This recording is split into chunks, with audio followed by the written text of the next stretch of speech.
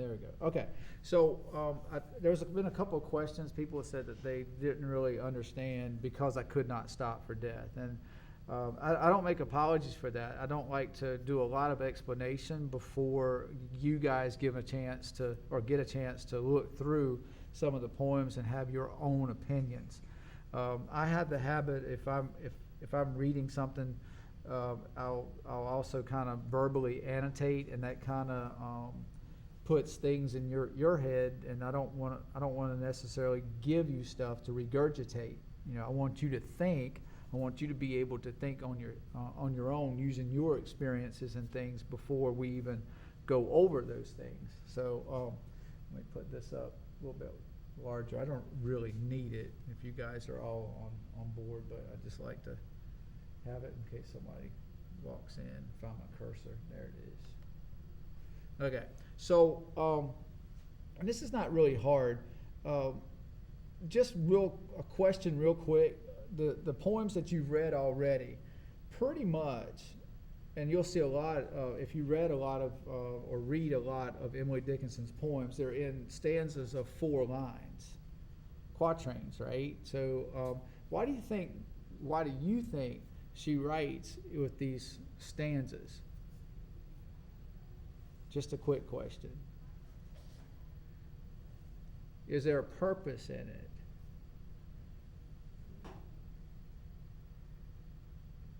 Okay, so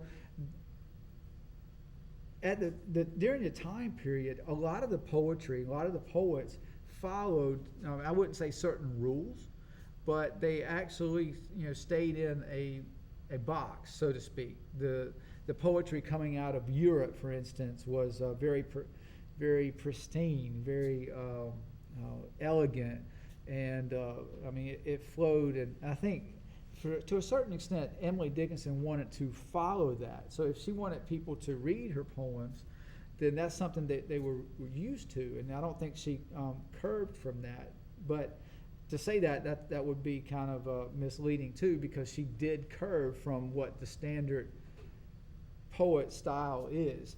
And if you've read any of the history of Emily Dickinson, you know she seems to be a little bit different. But there is even in her difference, there's something special about her. She's very precise. She wants to be precise. She chooses her words carefully. She chooses how she puts the words on the page carefully.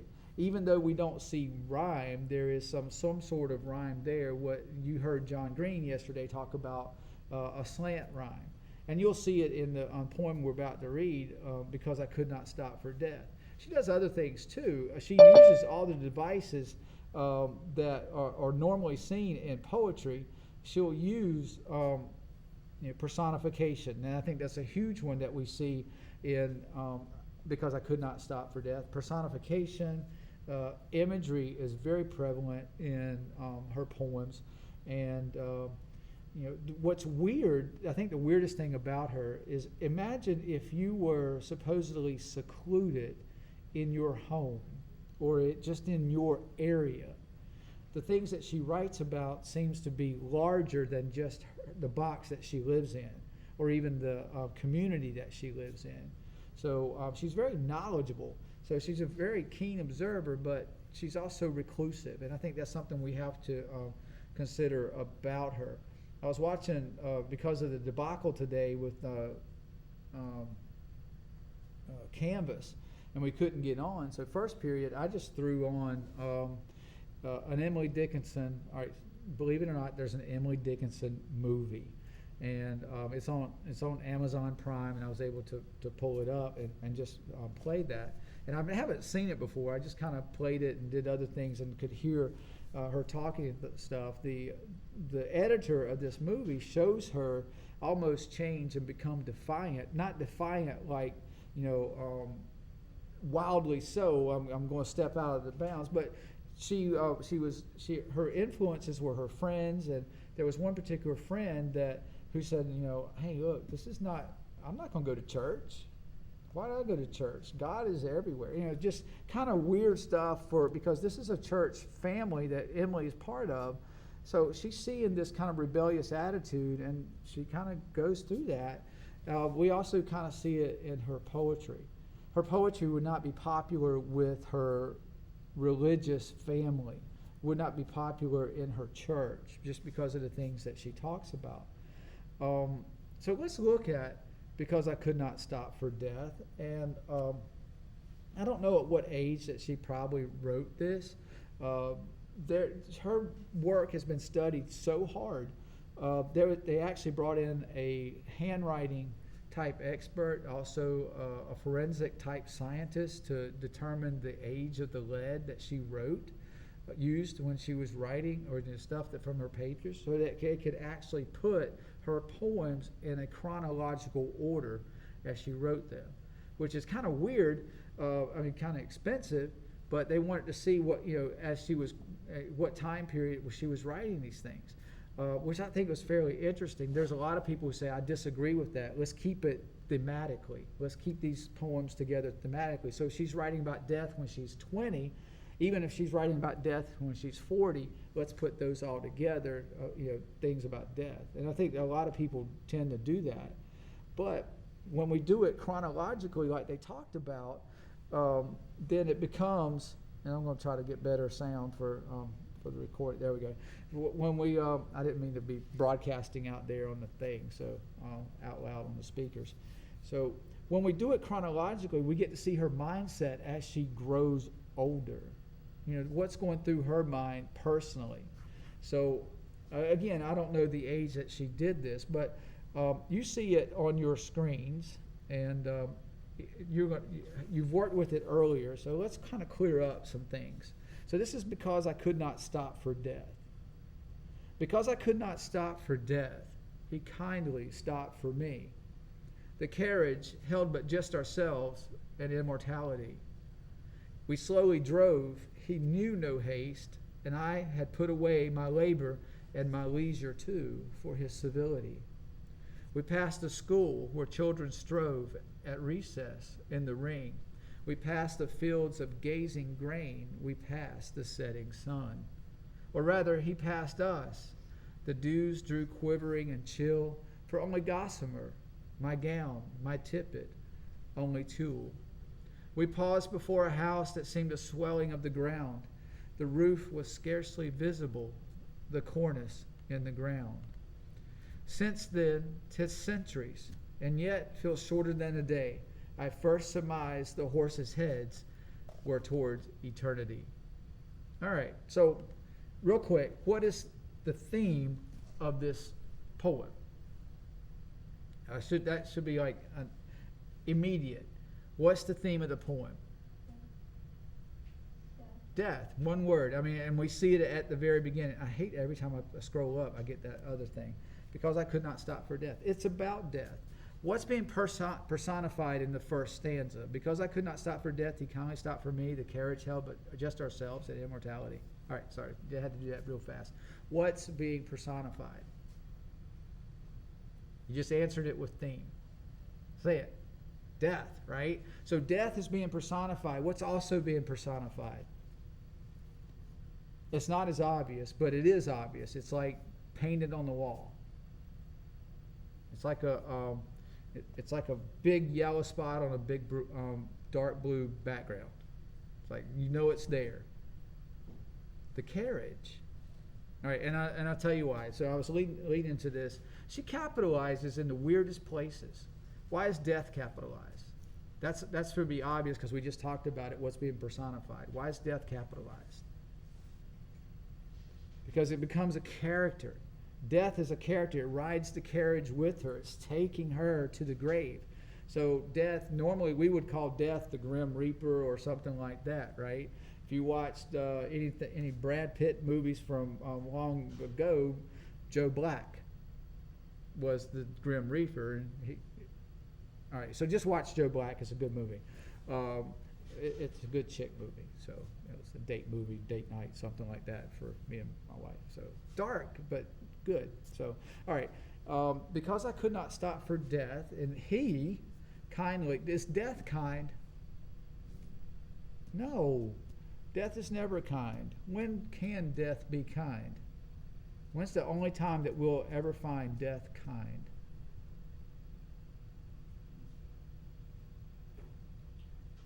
when we're not afraid of it. We're not afraid of death. She's not afraid of death. But she also says that she couldn't stop. She's living her life. But he kindly stopped for me. Death is not something that we see as evil or whatever. She is realizing that death is a part of life. How do I know that? The carriage held but ourselves and immortality. Now don't go getting morbid saying, you know what, well, if I'm going to be living forever, I'll just go ahead and accept death and just do it. That's not going to happen. Don't do that. Live your life here, because that's important. But immortality, there's something else. So, and notice that she capitalized immortality. Immortality can also be a character. Is it being personified because of the capital letter? That's a question a lot of scholars have been talking about for a little bit. All right. So anyway, that solves hopefully that solved or answers some questions about the capital letters, the personifications and stuff. This did not have a lot of rhyme, but it had a lot of slant rhyme on a lot of the measures. So for me, he kindly stopped for me and immortality. So not an exact rhyme, but a little slant rhyme. Let's see. He knew no haste. I put away my leisure too for his civility. Children strove in the ring, gazing grain, setting sun. So sun and strove, not quite close, but ring and grain. I want you to know this too. My labor and my leisure too for his civility. I had put that away. What does that mean? What is she putting away? Or do you know when you're going to die? You don't.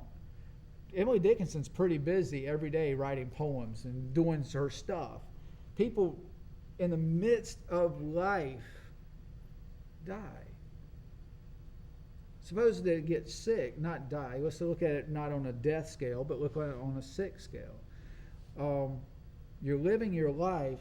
You got this business. Maybe it's your business. Maybe you have a big contract coming up that you have to do a proposal for, and you have to go in the hospital for an appendicitis or something like that, or something that's going to be a week in the hospital. Can you just lay aside your stuff and relax in the hospital and heal up? Or are you going to be thinking about your contract, your business, and how things are going to go? You're going to be thinking about that stuff, right? So her labor and her leisure, a lot of people, even in the movies and our literature, talk about, oh man, I'm leaving this behind. I didn't finish this. I didn't take care of it. Well, she's not worried about this anymore. I put away my labor and my leisure too for his civility, because he was so kind, because he was so civil, almost, I'm not going to say inviting, but his civility caused her to not worry about stuff, the hard stuff from life, the stuff that she was involved with. All right. Next stanza, we passed a school where children strove at recess in the ring. We passed the fields of gazing grain. We passed the setting sun. What does the children mean, the school? When are you in school? Right now, all right? So you're also in school. I mean, what could school and children be a metaphor for? I hate to say that, metaphor for. What do we use as, if school and children are used as a metaphor, what's the metaphor? What are the comparisons? So how do we live? We're born, we're children, we have middle age, we have old age, and then we die, right? So if she's comparing the stages of life to this, what are the stages of life in here? What are the children? It's our youth, right? What about the gazing grain? I mean, they're in order. So what comes after youth? Midlife, right? Gazing grain, that's the grain at its fullest, flapping in the breeze and stuff like that right before the farmer comes and plows the field, not plows it, gathers the grain. So that's like, you know, midlife, we're happy, whatever, and then the setting sun. The setting sun should be pretty obvious. That's like old age. My setting sun is probably around 4 o'clock daylight savings time. That's what I'm hoping. So I'm hoping it's not 7 o'clock, 7:30 daylight savings time. That will be like, I'm pushing pushing daisies pretty soon. So, but that's the metaphor in this. So that's why she put this in here. A lot of people think about it as she's going by her old places. You know, when you die or when you have a near-death experience, what do people usually say?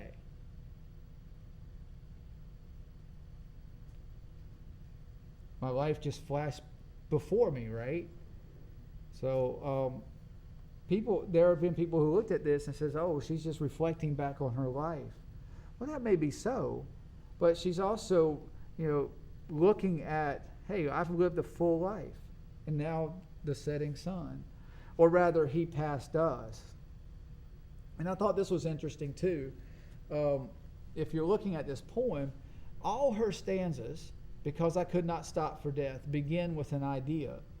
And they end with that idea and then transition to something else. We slowly drove for his, you know, and then for his civility. And then when she starts this next stanza, we passed a school where children strove. We passed a setting sun. And then she goes to the next stanza and says, or rather, he passed us. Isn't he passed us part of the same idea of that previous stanza? She messed up the stanzas. And again, she's purposely doing this, but because she's purposeful. And she's really trying to keep it within the stanza. But she's not saying that we passed the setting sun, he passed us. She was still fairly young when this death came for her. And then she says that she was cold. The dews drew quivering and chill, for only gossamer my gown, my tippet, only tulle. Tulle is like that bridal stuff. It's kind of like a netting, something that you see through and stuff. A gossamer is a very thin, soft material. So, and of course, you know, she's cold, she's chilly. So, and then the last stand, and then she goes back and gets back to normal. We paused a house that seemed a cornice in the ground, and then the other idea since then to centuries. All right, so what's the house in the ground, or the swelling of the ground? What is this place? It's a physical place. We all see it. We're all destined possibly to go there unless you're being buried at sea. That's the hint. It's cemetery. It's the final resting place. Why do you think ground is being repeated there? A swelling of the ground. The roof was scarcely visible, the cornice in the ground. Because it is the final resting place. So it's not a very hard poem to understand. It's kind of just right there. The roof was scarcely visible, the cornice in the ground. I think too, looking at the roof scarcely visible, that, you know, hey, one day, you know, no one will really come up and see it, or it's barely visible. It's not important. The grave is not important.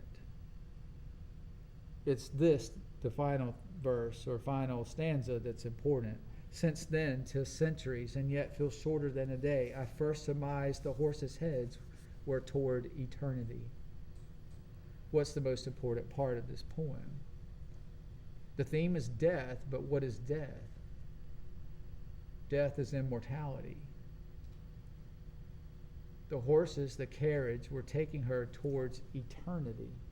So in the Christian religion, when we die, if you are a believer, then you have eternal life, and that's her family. She recognizes that, and part of that is even in her poetry. Even though she's kind of defiant towards the religion, there's still small evidences in her poetry and in her stanzas and in her writing that religion is a very important part of her, or very important for her. So I did want you to see that. There's a couple other things in here. We already kind of talked about it, about the youth, maturity, and the old age. We see that. Where do we see it? Again, we see it with this, the schoolyard. the grain and the setting sun. So we talked about ground, and ground just being, hey, death is final. So she still recognizes death is final. She uses ground twice. She repeats it to make sure that we're that. So here's the irony in the last stanza. So she tells us, and this is really part of it, and I guess secondary to the theme, life is a journey towards what? Death. Life is a journey towards death. So, and that makes perfect sense. So, is she or is she not prepared for this death? Yeah, she's not prepared for it. And who is, right? Because we had this idea that life is I mean, we're not going to be dying. We don't go every day. It's like, oh, is today going to be the day? Okay, or maybe it's tomorrow. Or I have 1,438 hours left before I cease to exist here on this planet. We don't do that. Do we comprehend that? One of my favorite songs, now I wouldn't say my favorite songs, but I used to have it as a ringtone, was Nickelback, If Today Was Your Last Day. So look it up, Nickelback, If Today Was Your Last Day. I don't know if you guys have heard it or not. So just look. What's that? No. Well, the premise is, if today were your last day, what would you do to make it important? Most people don't know what your last day is, but, you live each day as if it's going to be your last day. Like our sports, when we get into sports, you never know when's the last time you're going to be able to play ball. You don't know if that day is be the day that you play ball. You put yourself in danger on the football field, snap a knee, you're done, right? So you play like it's going to be your last day. You play all out. You give all. You give everything. So we talk about it. I know at my previous school we talked about where we give our all, and especially in a practice, in a game, because at one time, and it comes for everybody. I heard this in a movie speech or something from a baseball player. No matter who you are, the game finally ends. One day the game will end, and you just don't. Some people resist it. Some people don't. Some people it's just that's the commonality. The game will finally end. So you play like today is your last play. Like today is your last game. So it makes perfect sense. All right. So I know I went a little long on kind of the explanation of that. Today we're looking at, and I'm glad I can do this. This is actually a 2-day exercise. You're welcome. Because I know that it's only 5 poems. There are 5 pretty short poems, and I don't have them up. I'm on the PDF. And let's see if I can get back real quick.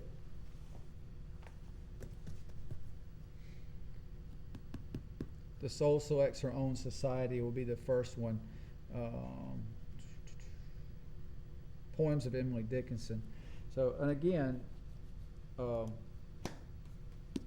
just clicked on it and trying to let it go. All right. So there's a Jamboard that you can annotate on if you choose to, but each of these, the Soul Selects Her Own Society, If You Were Coming in the Fall, Tell All the Truth But Tell It Slant, all of these are, they take you to poem or poet.org or poems.org or whatever it is, poetry.org. And you're able to look on that. The Jamboard's just easier because I was able to put them all on one thing, and you can just slip through. And so they're there for you. And I would just read them real quick. I know you can. I know that you're fully capable of reading them on your own. But I'm going to go ahead, since I am recording, if it'll come up for me, just kind of go through it real quick. And while it's coming up, I can definitely go over The Soul Selects Her Own Society, because, oh, there it is. All right, I didn't do this for all of them, but they're there too, so you can read it. All right. So on your screens, the soul selects her own society. The soul selects her own society, then shuts the door on her divine majority. Obtrude no more. The textbook has changed that to present. Emily originally wrote the word obtrude. So, unmoved, she notes the chariots pausing at her low gate. Unmoved, an emperor is kneeling upon her mat. I've known her from an ample nation choose one, then close the valves of her attention like stone. Okay, so there are some questions that are involved with the Soul Selects Her Own Society. So if you can do split screen and pull up the questions and this, that would be cool because you can reflect back to it. I don't want to go too much into any of the poems. I mean, I feel like I kind of need to. It's kind of interesting that she views herself, her soul. I mean, is this Emily's soul that we're looking at here? The soul selects her own society. Is she making the comparison? Is this a hint at her reclusiveness? And I think I don't want to put stuff in your heads. So the next one, I would say this. Notice the 4 lines. All right, she still stayed in that stanza format. This next one is if you were coming in the fall. She has not stayed in that 4-line stanza or quatrain, and you can see that she did this here. What is that? 7 lines? 1, 2, 8 lines. So she could have. Actually, I think she did. As Housewives Do a Fly. Yeah, that's a mistake right there. All right, make sure. Yep. This is supposed to be another 4-line example. Let me see if I can change it. No, I'm not going to change it right now. All right, so if you were coming in the fall, this might hint at her love life. All right, so if you've read some of the biography, you know that she had a love interest, and one of them just happened to be, I think, a congressman or something, married, and another might have been a preacher, again, married. Had she actually had a relationship with these guys? I don't think so. I think it's maybe an infatuation or a wishful thinking, but then there's still speculation that she did have some sort of physical love interest with one or both of these guys, and I know that she was actually had to be moved back to her home rather than stay in Washington for one, and then the other guy actually moved to San Diego or San Francisco. I can't remember which one. All right. If you were coming in the fall. If you were coming in the fall, I'd brush the summer by with half a smile and half a spurn, as housewives do a fly. If I could see you in a year, I'd wind the months in balls and put them in separate drawers for fear the number fuse.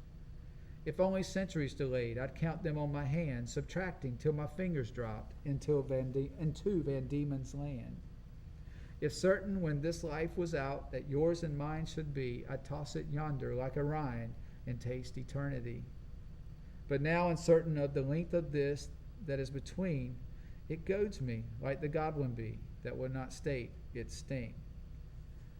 Now, I would tell you, you can go and kind of look at some of the things on this, but I think it's very interesting that she's still looking at eternity here.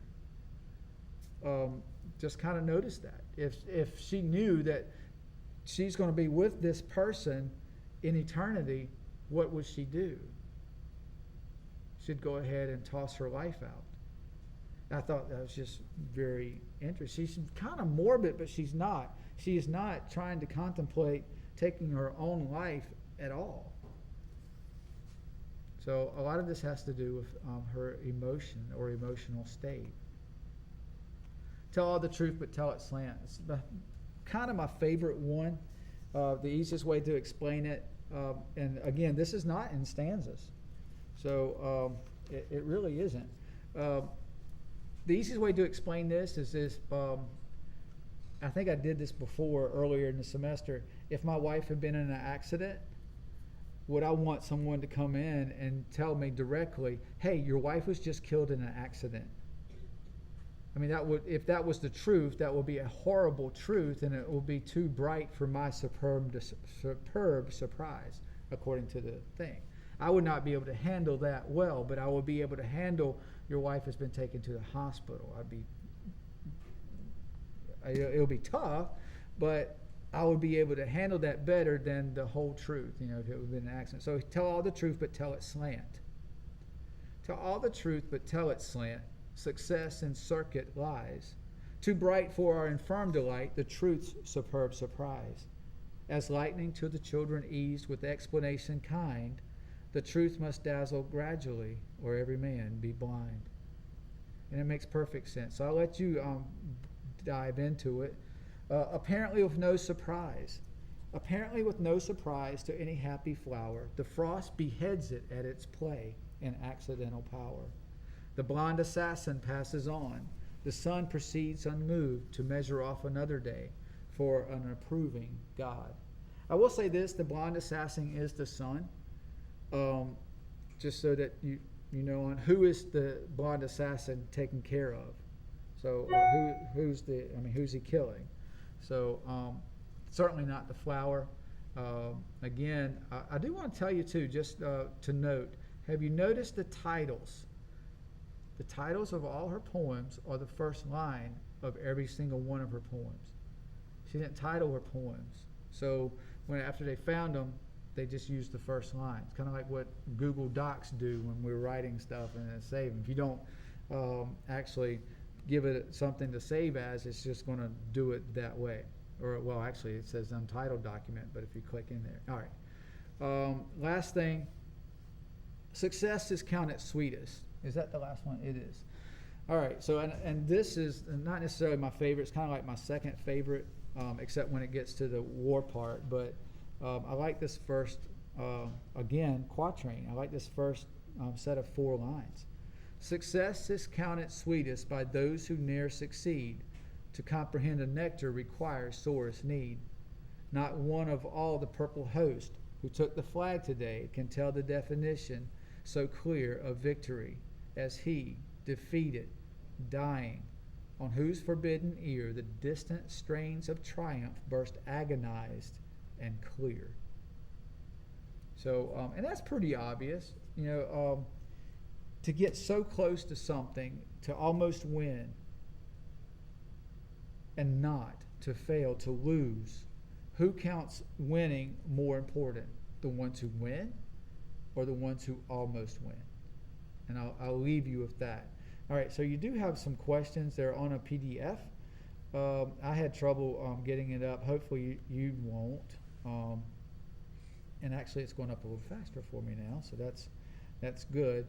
But you'll have to open up a Google Doc, I think. I don't know if these you can actually write on this one. It's copied from the textbook. So the textbook really does the questions well and the response and stuff. So I want you to do those questions, and you see them marked. So that's why we're taking 2 days with it. And so we have about 30 minutes left here in class. I've gone too long on the recording. I did want to go to the poems. I want you to just see a little taste of how we look or how I'm analyzing it. And hopefully you'll look into it a little bit more, analyze it, and get a little bit better picture of Emily Dickinson. So any questions, make sure that you're emailing me, or like for you guys in class, ask me, and we'll talk about it. So Emily Dickinson is a very interesting young woman.